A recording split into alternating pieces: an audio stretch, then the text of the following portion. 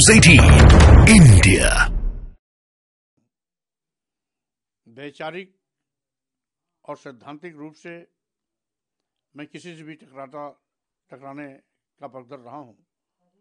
ये टकराहट पहले भी होती रही है। आज अलग होने का कारण भी वैचारिक मतभेद ही है। अखिलेश यादव जी से मेरा वैचारिक मतभेद हुआ है, समाजवादी पार्टी से मेरा वैचारिक मतभेद है, मनभेद नहीं है। क्योंकि समाजवादी पार्टी के नेता अखिलेश यादव जी को भी देखा मैंने, ये समाजवादी विचारधारा के विपरीत जा रहे हैं।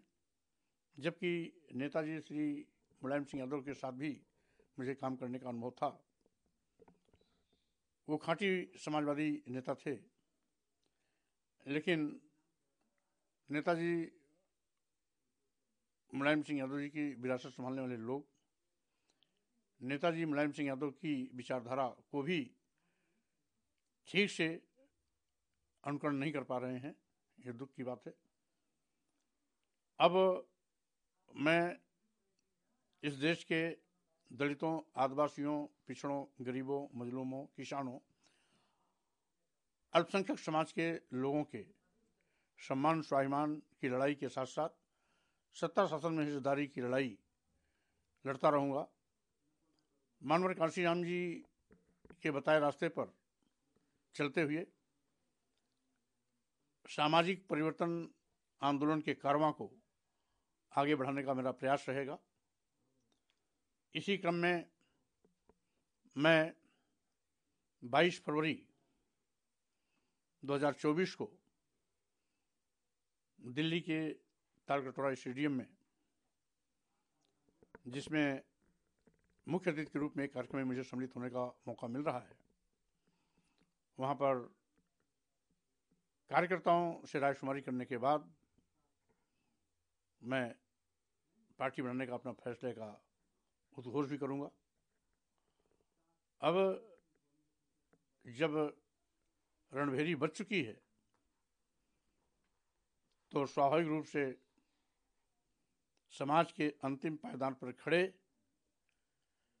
अंतिम व्यक्ति की चाहत के अनुरूप उसके सम्मान स्वाभिमान हिस्सेदारी की लड़ाई अब लगातार आगे जारी रहेगी। क्या आपने कहा कि अखिलेश यादव जो समाजवादी विचारधारा थी उसके विपरीत जा रहे थे, क्या यही वजह है कि समाजवादी आपका जैसे इस्तीफा दिया राष्ट्रीय महासचिव पद से, उसके बाद सलीम शेरवानी हो या और घटक दल के साथी पल्लवी पटेल, सबने ये पीडीए वाली जो बात है उठाई, लेकिन उसके बावजूद उसका कोई ज्यादा असर नजर नहीं आया। इसीलिए मैंने कहा कि कथनी और करनी में अंतर है। वैचारिक मतभिन्नता के नाते मैंने समाजवादी पार्टी छोड़ी है। मतभेद हुआ है, मनभेद नहीं हुआ है। जब भी सही रास्ते पर आएंगे मैं उनका स्वागत करने की कोशिश करूंगा, लेकिन फिलहाल अभी वो रास्ते से भटके हुए हैं। यहाँ तक कि नेताजी मुलायम सिंह यादव की विचारधारा को भी मजाक उड़ा रहे हैं। आज कहने के लिए तो अपने को कहते हैं कि हम सेकुलर हैं, धर्मनिरपेक्ष हैं, लेकिन कहीं न कहीं वो भी मनवादी व्यवस्था के शिकार हैं। इसीलिए हमने फैसला लिया है इस देश में गरीबों की लड़ाई लड़ने का, आदिवासियों, दलितों, पिछड़ों, किसानों, मजदूरों, गरीबों के सम्मान स्वाभिमान की आवाज़ बुलंद करने का और उन्हें सत्ता शासन में हिस्सेदारी देने का। माना जाए कि जो राष्ट्रीय शोषित समाज पार्टी है उसके बतौर राष्ट्रीय अध्यक्ष आप इस लड़ाई को आगे बढ़ाएंगे, जिसकी आप घोषणा शायद 22 फरवरी को करने वाले हैं। स्वाभाविक रूप से, क्योंकि मैंने समय समय पर बाबा साहब डॉक्टर अम्बेडकर, ज्योतिबा फुले, मानवर कांशीराम जी की विचारधारा पर लगातार काम किया हूँ। लंबे अरसे तक बहुजन समाज पार्टी में काम किया। भिन्न भिन्न अन्य दलों में जहाँ भी रहा हूँ मैं कभी भी विचारधारा से हटा नहीं।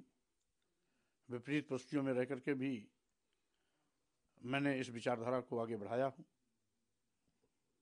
समाजवादी पार्टी में भी इसी विचारधारा के साथ काम करने का इरादा लेके मैं आया था, लेकिन परिस्थितियां अनुकूल नहीं रही, जिसके नाते आज मैंने समाजवादी पार्टी की प्राथमिक संस्था से भी इस्तीफा दिया, विधान परिषद से भी इस्तीफा दिया। तो स्वाभाविक रूप से जब हमारी थाती महापुरुषों की विरासत, विचारधारा, मिशन है, तो उसको आगे बढ़ाने का काम मजबूती के साथ मैं अवश्य करूंगा। आपकी जो पार्टी, जो राष्ट्रीय शोषित समाज पार्टी है, इसमें आपके अलावा क्या समाजवादी पार्टी के भी कुछ लोग शामिल होने की बात जैसे आ रही? क्या राम गोविंद चौधरी भी आपके टच में, पल्लवी पटेल? देखिए, माननीय राम गोविंद चौधरी जी बहुत ही वरिष्ठ नेता हैं। उनका मैं पहले भी सम्मान करता था, आज भी सम्मान कर रहा हूं, और जब एक साथ एक पार्टी में नहीं थे तब भी मैं उनका सम्मान करता था। इसलिए मैंने पहले भी कहा, वैचारिक मतभेद अलग है, आपसी मतभेद अलग क्या है। उनको इस पार्टी में अपने साथ आप लाएंगे? वो बहुत वरिष्ठ नेता हैं, हम उनसे बात करेंगे, उनकी जो भी चाहत होगी मैं उसके अनुरूप कदम उठाऊंगा। अभी इस दिशा में कोई बात नहीं हुई है, इसलिए पहले से किसी प्रकार का फोरकास्ट करना उचित नहीं समझता हूँ। एक आखिरी सवाल है, अभी आपने कल जो अपनी बाइट दी उसमें आपने प्रोफेसर राम गोपाल की भूमिका पे सवाल खड़े किए, क्योंकि पल्लवी पटेल ने कहा कि जिस तरह से उनको लेके ये भाषा का प्रयोग किया गया, उसके बाद आपके बयानों को, तो क्या लगता है कि उनकी जो पॉलिसी है वो पीडीए के विपरीत है? देखिए, कुल मिलाकर के हमने इतने कम समय में इस बात का अध्ययन किया कि जब तक प्रोफेसर राम गोपाल जी महत्वपूर्ण भूमिका में समाजवादी पार्टी में रहेंगे, तब तक समाजवादी पार्टी पर इसी प्रकार का ग्रहण लगा रहेगा। आखिरी सवाल है, ओम प्रकाश राजभर ने आपके ऊपर आरोप लगाया, क्योंकि जिस तरह से नई पार्टी, उस पर कहा कि आप पीडीए की आपकी तारीफ भी करी और साथ में ये भी कहा कि आप मिशन के तहत समाजवादी पार्टी में शामिल हुए थे और समाजवादी पार्टी को नुकसान पहुंचाना चाहते थे आप। कुल मिलाकर